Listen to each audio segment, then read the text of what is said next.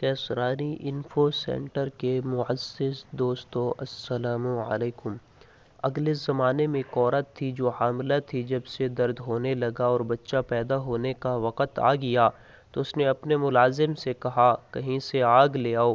وہ باہر نکلا تو دیکھا دروازے پر ایک شخص کھڑا ہے جو پوچھتا ہے کیا ہوا، لڑکی یا لڑکا؟ ملازم نے کہا کہ لڑکی پیدا ہوئی ہے۔ اس شخص نے کہا سن لو، یہ لڑکی 100 آدمیوں کے ساتھ زنا کرے گی، پھر اس عورت کے ہاں جو شخص ملازم ہے اسی سے اس لڑکی کا نکاح ہوگا اور ایک مکڑی اس لڑکی کی موت کا باعث بنے گی۔ اور ملازم وہیں سے پلٹ آیا اور آتے ہی ایک تیز چھری لے کر اس لڑکی کے پیٹ کو چیر ڈالا اور اسے مردہ سمجھ کر وہاں سے بھاگ نکلا۔ اس لڑکی کی ماں نے یہ حال دیکھ کر اپنی بچی کے پیٹ پر ٹانکے لگا دیے اور علاج معالجہ شروع کیا، جس سے آہستہ آہستہ اس کا زخم بھر گیا۔ اب ایک زمانہ گزر گیا، ادھر یہ لڑکی بلوغت کو پہنچ گئی اور جوان بھی اچھی شکل و صورت کے بعد چلنے میں پڑ گئی۔ ادھر وہ ملازم جو لڑکی کو چھری مار کر فرار ہوا تو سمندر کے راستے کہیں چلا گیا۔ کام کاج شروع کیا اور بہت رقم اکٹھی کی، کل مال سمیٹ کر بہت مدت کے بعد یہ پھر اسی اپنے گاؤں میں آ گیا اور ایک بوڑھی عورت کو بلا کر کہا کہ میں نکاح کرنا چاہتا ہوں، گاؤں میں جو بہت خوبصورت ہو اس سے میرا نکاح کروا دو۔ یہ بوڑھی عورت گئی، چونکہ شہر بھر میں اس لڑکی سے زیادہ خوش شکل کوئی عورت نہ تھی۔ یہی پیغام ڈالا، منظور ہو گیا، نکاح بھی ہو گیا اور ودا ہو کر وہ لڑکی اس کے ہاں آ بھی گئی۔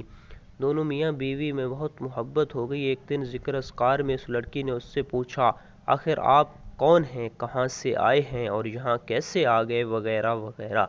اس شخص نے اپنا تمام ماجرا بیان کر دیا کہ میں یہاں ایک عورت کے ہاں ملازم تھا اور وہاں سے اس کی لڑکی کے ساتھ یہ حرکت کر کے چلا گیا۔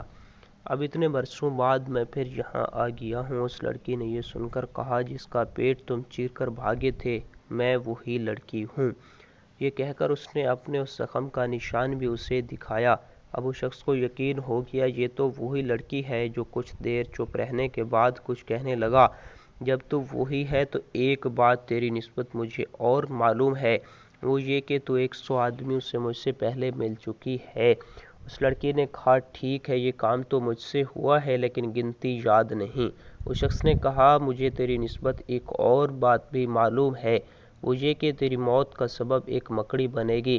خیر چونکہ مجھے تجھ سے بہت زیادہ محبت ہے، میں تیرے لیے ایک بلند و بالا پختہ اور اعلیٰ محل تعمیر کروا دیتا ہوں، تو اسی میں رہنا تاکہ وہاں تک ایسے کیڑے مکوڑے نہ پہنچ سکیں۔ چنانچہ ایسا ہی محل تیار ہوا اور یہ وہاں رہنے سہنے لگی۔ ایک مدت کے بعد دونوں میاں بیوی بیٹھے ہوئے تھے کہ اچانک چھت پر ایک مکڑی دکھائی دی۔ اسے دیکھتے اس شخص نے کہا دیکھو آج یہاں مکڑی دکھائی دی ہے، اچھا یہ میری جان لیوا ہے، اس سے پہلے یہ میری جان لے میں ہی اس کی جان لے لوں۔ غلاموں کو حکم دیا کہ زندہ پکڑ کر میرے سامنے لاؤ۔